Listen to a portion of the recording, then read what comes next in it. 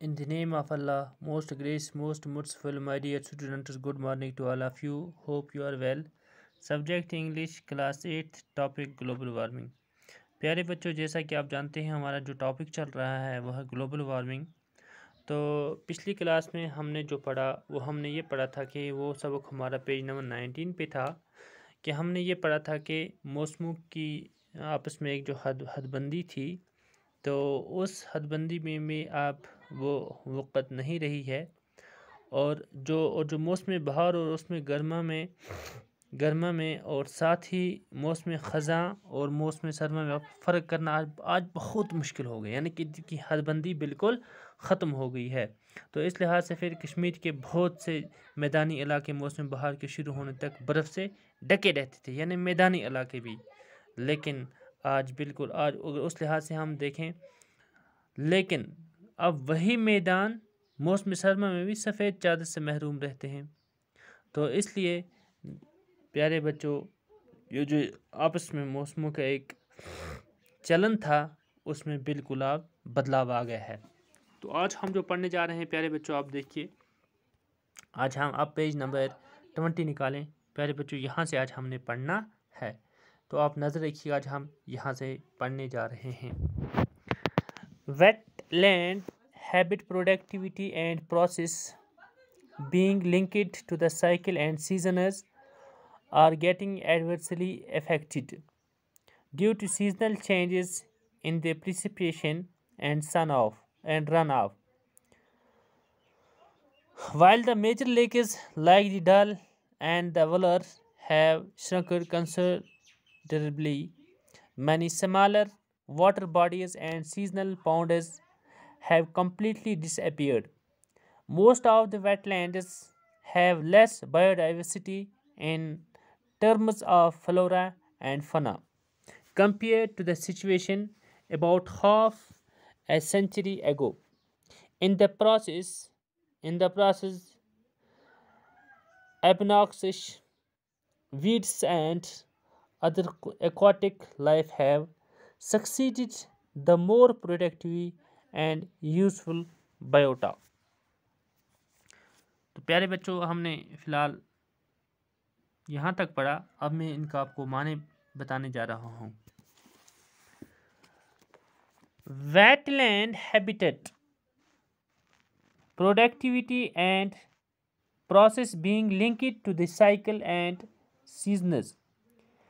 دلدلی زمین پر جانداروں کی رہائش، پیداوار اور عمل جو کہ چکر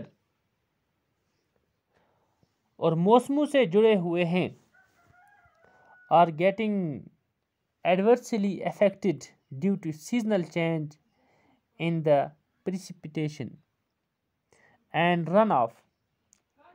ان پر بارش اور برف باری میں آئی موسمی تبدیلیوں کے سبب الٹا اثر پڑ رہا ہے.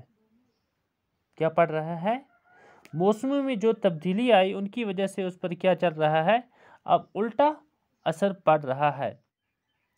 While the major lakes like the Dal and the Vuller have shrunk considerably, many similar water bodies and seasonal ponds have completely disappeared. جبکہ خاص جھیلیں جیسے کہ ڈل اور وولر کافی حد تک سکڑ گئی ہیں. کئی چھوٹے چھوٹے آبی ذخائر مکمل طور سے غائب ہو چکے ہیں. ہم دیکھ سکتے ہیں بہت سارے ذخائر تھے. many smaller water bodies and seasonal ponds have completely disappeared. اب وہ پوری طرح سے سکڑ گئے ہیں، یعنی کہ ان کی جو حد ہے وہ اب کم ہوتی چلی جا رہی ہے. Most of the wetlands have less biodiversity in terms of flora and fauna compared to the situation about half of a century ago. بہت سی دلدلی زمینوں میں پودوں اور جانوروں کے معاملے میں تقریباً آدھی صدی پہلے کے مقابلے تنوع زیست کم ہو گئی ہے. In the process, obnoxious weeds and other aquatic life have succeeded the more productive and useful biota. اس عمل میں زیادہ مفید اور کارآمد حیات کی جگہ بیہودہ گھاس پات اور دوسری آبی زندگی نے لے لی ہے، یعنی کہ جس کا کوئی کام نہیں ہے، بیہودہ، جس کی ضرورت نہیں ہو۔ پھر چلو بچے ہم اگلا پیرا بھی پڑھتے ہیں۔ The migratory birds have changed their cycle, while some of them stay here even during summer. جگہ بدلنے والے پرندوں نے اپنا چکر بدل لیا ہے کہ جب ان میں سے کچھ پرندے یہاں گرمیوں کے موسم میں بھی رکتے تھے، یعنی کہ بہت سارے پرندے ایسے تھے جو یہاں گرمیوں میں بھی رکتے تھے۔ Others do not return even winters. دوسرے سردیوں میں بھی واپس نہیں آتے تھے۔ The waterfowls that used to migrate have during winter months stay here for most of the year. تو اس کے بعد پیارے بچوں مرغبان جو سردی کے مہینوں کے دوران یہاں سے چلی جاتی تھی، مرغبان۔